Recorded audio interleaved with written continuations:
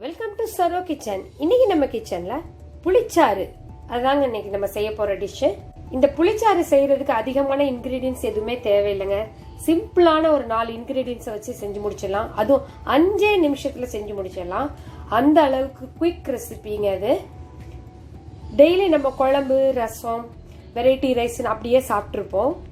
கொஞ்சம் வித்தியாசமா செஞ்சு பார்க்கலான்னு பார்த்தீங்கன்னா, எந்த காய்கறியுமே சேர்க்காம ஒரு புளிச்சாறு செஞ்சு சாப்பிட்டீங்கன்னா உங்களுக்கு நாக்குக்கு நல்ல வித்தியாசமான ஒரு டேஸ்ட்டும் கிடைக்கும். ஃபீவர் வந்துட்டு போனவங்களுக்கு ரொம்ப உடம்பு வசதியாகவும் நாக்குக்கு ஒரு மாதிரி நல்லது சாப்பிட்டா டேஸ்டா இருக்கும்னு தோணும் பாருங்க. அந்த டைம்ல நீங்க இந்த மாதிரி செஞ்சு கொடுத்தீங்கன்னா உங்களுக்கு ரொம்ப டேஸ்டியாகவும் தெரியும் நாக்குக்கு. அதே மாதிரி இந்த வாய் கசப்பெல்லாம் இல்லாம இருக்கும். ரொம்ப நல்ல ஹெல்த்தியான டிஷ் தாங்க இது. வெறும் 5 நிமிஷத்துல செய்யக்கூடிய இந்த புளிச்சாருக்கு என்னெல்லாம் தேவை, எப்படி செய்யலாங்கிறத நம்ம வீடியோக்குள்ள போய் பார்க்கலாமா? புளிச்சாறை செய்யறதுக்கு தேவையான பொருட்கள் எடுத்து வச்சிருக்கேன். பெரிய எலுமிச்சை அளவு புளியை கரைச்சி இந்த மாதிரி எடுத்து வச்சிருக்கேன். நல்லெண்ணெய், இந்த டிஷ் நல்லெண்ணெயில் செஞ்சாதாங்க நல்லா இருக்கும்.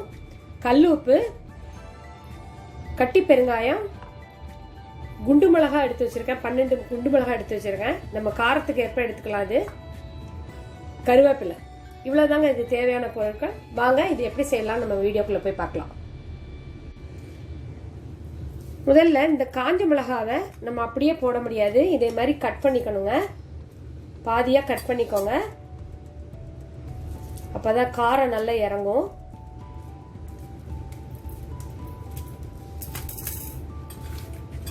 வேற நம்ம மசாலா பொருட்கள் எதுவுமே நம்ம இதுல சேர்க்க போறதில்ல. இந்த காஞ்ச மிளகா காரம் தான் இந்த டிஷ்ஷுக்கு தேவையான காரமே.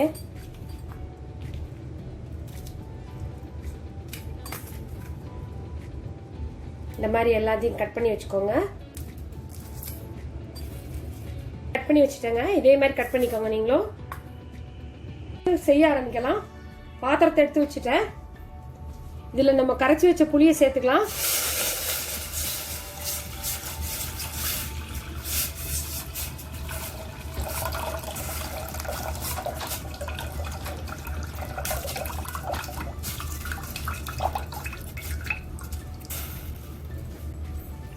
உங்களுக்கு எவ்வளவு தேவையோ அந்த அளவுக்கு தண்ணி சேர்த்துக்கலாம். கொஞ்சம் புளிப்பு இருக்கணும் இதுல, அதை பார்த்துக்கோங்க.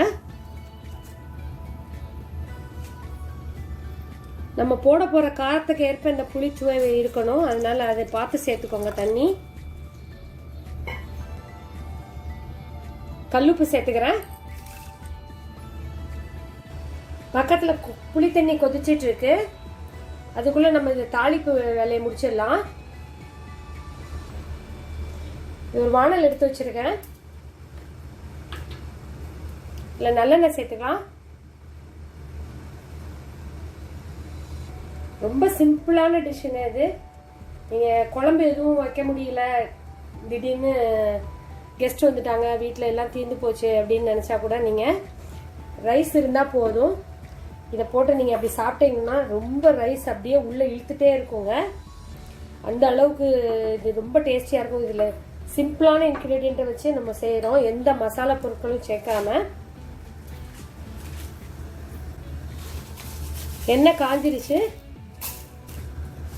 ஒரு 1/2 டீஸ்பூன் நான் கடுகு சேர்த்துக்கிறேன்.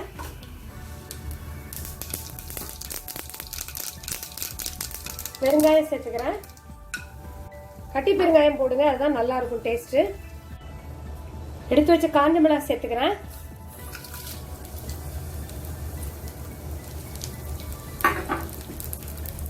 கருவேப்பிலை சேர்த்துக்கிறேன்.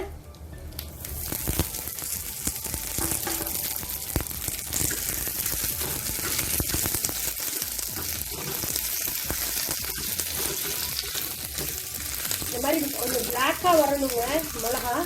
அப்போதான் இந்த குழம்பு நல்லா டேஸ்டா இருக்கும்.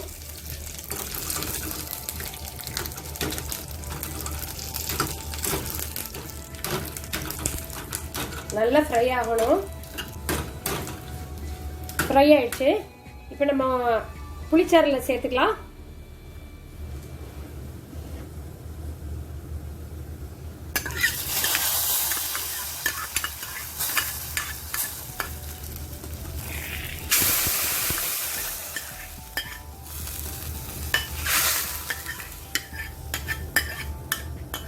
நல்லா கொதிக்கணுங்க. இது பச்சை வாசனை போகணும். புளிச்சாறு இதே மாதிரி நல்லா கொதிக்கணுங்க.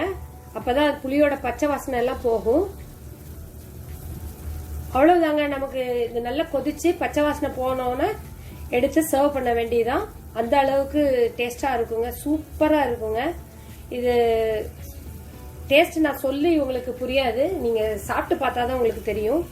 நீங்க மற்ற குழம்பு, சாம்பார், புளிக்குழம்பு இந்த மாதிரிலாம் சாப்பிட்றத விட இதை சாப்பிட்டு பாருங்க. அவ்வளோ டேஸ்டா இருக்குங்க. இதுக்கு வேற எந்த சைட் டிஷ்ஷும் தேவையில்லை. ஒரு பொட்டுக்கடலை துவையல் இருந்தா போதும். அதுவும் நான் எப்படி செய்யணும்னு காட்டுறேன் பாருங்க. நல்லா கொதிச்சு புளியோட பச்சை வாசனை எல்லாம் போயிடுச்சு. இப்ப நம்ம அடுப்பு ஆஃப் பண்ணிடலாம். ஆஃப் பண்ணிட்டு எப்படி சர்வ் பண்றதுன்னு காட்டுறேன்.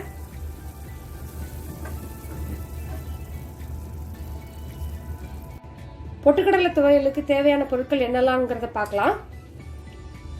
ஒரு சின்ன கப் அளவுக்கு தேங்காய் எடுத்து வச்சிருக்கேன். அதுக்கு ஈக்குவலா பொட்டுக்கடலை எடுத்து வச்சிருக்கேன். இது காரத்துக்கு ஏற்ப நீங்க எடுத்துக்கோங்க. பச்சை மிளகாய் நான் 2 எடுத்திருக்கேன். கல் உப்பு, 3 பூண்டு. இப்ப நம்ம அரைச்சிட்டு வந்துடலாம்.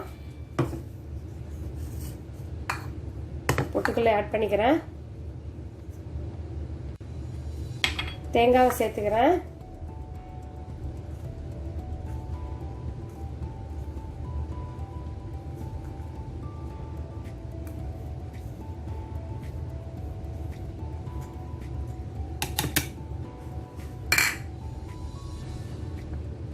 பச்சை மிளகாய் சேர்த்துக்கிறேன். உப்பு ஆட் பண்ணிக்கிறேன். பொட்டுக்கடலை சேர்த்துக்கிறேன்.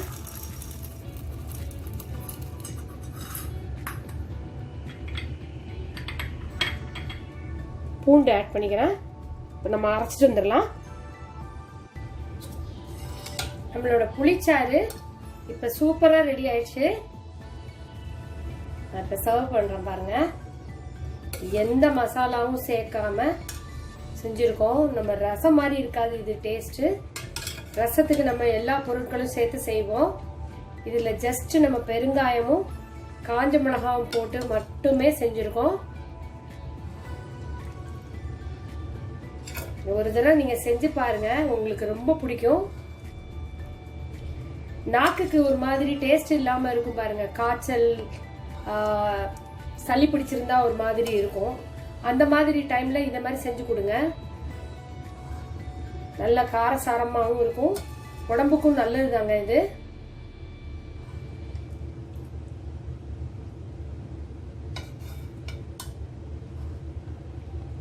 நம்மளோட புளிச்சாறு சூப்பரா ரெடி ஆயிடுச்சு பாருங்க.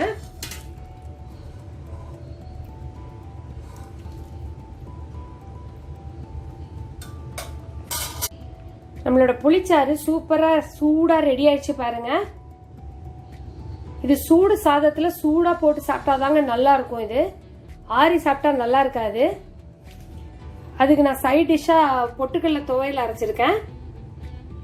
கீரையும் செஞ்சிருக்கேன். நீங்க ஏதாவது ஹெல்த்தியா சாப்பிடணும்னா நீங்க ஒரு காய்கறி ஏதாவது பொரியல் செஞ்சு சாப்பிடலாம்.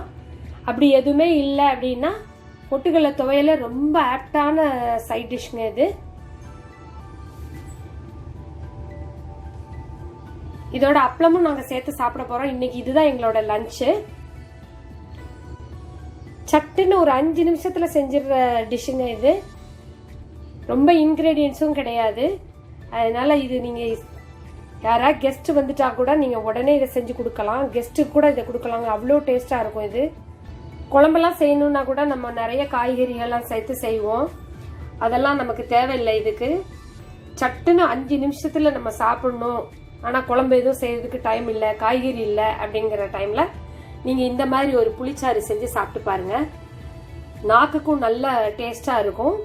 அதே மாதிரி உங்களுக்கு வாய்க்கு ஒரு மாதிரி கசப்பா இருந்தாலும் சரிதான், உடம்பு சரியில்லாம அலுப்பா இருந்தாலும் இந்த மாதிரி நீங்க செஞ்சு சாப்பிட்டு பாருங்க. உங்களுக்கு ரொம்ப தெம்பா இருக்கும். எவ்வளோ ரைஸ் சாப்பிட்றேன்னே தெரியாம அவ்வளோ உள்ள போவோங்க. அந்த அளவுக்கு டேஸ்டா இருக்கும். நான் இதை ரொம்ப மிகைப்படுத்தி சொல்றேன்னு நினைச்சுக்காதீங்க. உண்மையிலேயே ஒரு தடவை செஞ்சு டேஸ்ட் பண்ணி பாருங்க, உங்களுக்கே தெரியும். இதே மாதிரி நீங்களும் ஒரு தடவை ட்ரை பண்ணி பாருங்க. ட்ரை பண்ணி பார்த்துட்டு உங்களுக்கு இந்த வீடியோ பிடிச்சிருந்துச்சுன்னா லைக் பண்ணுங்க, கமெண்ட் பண்ணுங்க, ஷேர் பண்ணுங்க, சப்ஸ்கிரைப் பண்ணுங்கள். மறக்காமல் ஆல் பட்டனை கிளிக் பண்ணிட்டா தான் எங்களோட வீடியோஸ் எல்லாமே உங்களுக்கு நோட்டிஃபிகேஷனாக வரும். வேறு ஒரு இன்ட்ரெஸ்டிங்கான வீடியோவோட நான் உங்களை சந்திக்கிறேன். தேங்க்ஸ் ஃபார் வாட்சிங்.